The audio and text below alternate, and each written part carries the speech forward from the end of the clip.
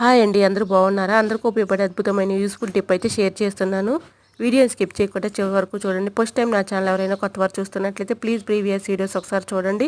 చూసి మీకు నచ్చి కంటెంట్ ఉంది అనుకుంటే ఛానల్ని సబ్స్క్రైబ్ చేసుకోండి. మనం మార్నింగ్ లేచిన దగ్గర నుంచి మిక్సీ గిన్నెలో మసాలాలు కానీ చట్నీలు కానీ పడుతూ ఉంటాం కదండి. మసాలాల స్మెల్ అయితే పోదు కదండి. ఆ స్మెల్ పోవాలంటే ఈ టిప్ అయితే ఫాలో అయిపోండి. కొబ్బరి చిప్పలు అయితే మన ఇంట్లో ఉంటూ ఉంటాయి కదండి. కొబ్బరి చిప్పను ఒకటి తీసుకొని పొయ్యి మీద ఇలాగా కాల్చుకొని మిక్సీ గిన్నెలో ఒక 5 నిమిషాల పాటు ఇలా ఉంచేసుకున్నాం అనుకోండి, బ్యాడ్ స్మెల్ అనేది రాదండి.